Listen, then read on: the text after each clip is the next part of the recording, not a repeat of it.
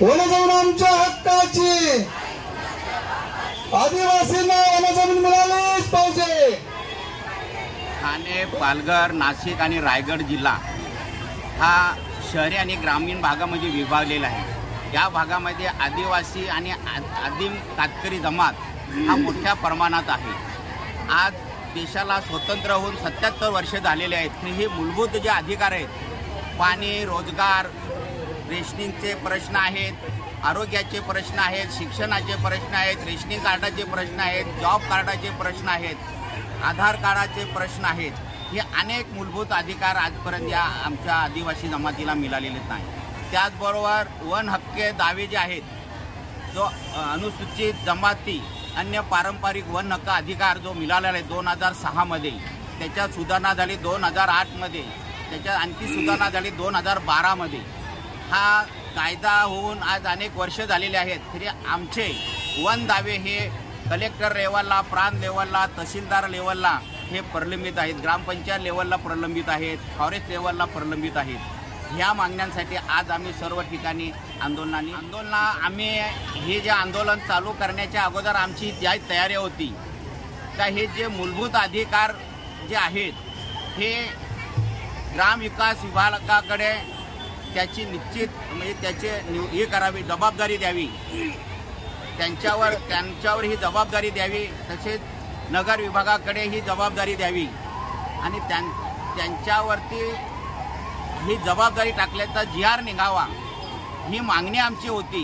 परंतु ही मागणीसाठी जर आम्ही 19 तारखेला GR निघालेला आहे, हा GR जर निघाला नसता तर आम्ही 25 तारखेला या आंदोलनात सर्व एकत्र करून आणि मंत्रालयामध्ये मोर्चाने जाणार होतो।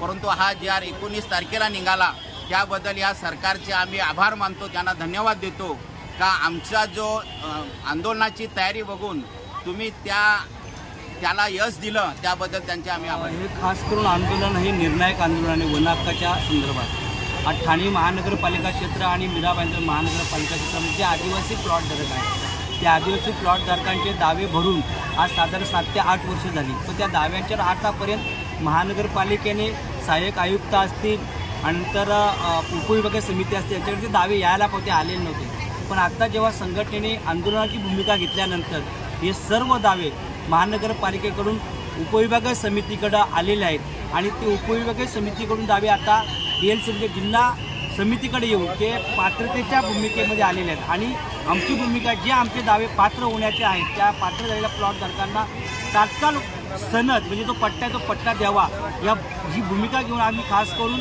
ठाणे महानगरपालिके क्षेत्रातल्या ज्या वनसमित्या आहेत आणि मीरा भाईंदर क्षेत्रातील ज्या वनसमित्या आहेत त्या समितीची सगळी 20,000 लोक आज इथे आजपासून बेमुदत आंदोलनाला बसलेले आहेत। जोपर्यंत आमचा वनपट्टा आमच्या हातात मिळत नाही तोपर्यंत आम्ही इथलं आजचं जे आंदोलन आम्ही तोपर्यंत आम्ही आमचं आंदोलन संपवणार नाही। वनपट्टा आम्हाला मिळणार, मग तो उद्या मिळेल, आज मिळेल, परवा जेव्हा मिळेल तेव्हा आमचं आंदोलन काढणं। पण त्याची अंमलबजावणी करणारं जे प्रशासन आहे तेही ती अंमलबजावणी करणं खूप गरजेचं आहे। जोपर्यंत त्याची अंमलबजावणी होत नाही तोपर्यंत खरा न्याय आपल्या आदिवासींना मिळणार नाही।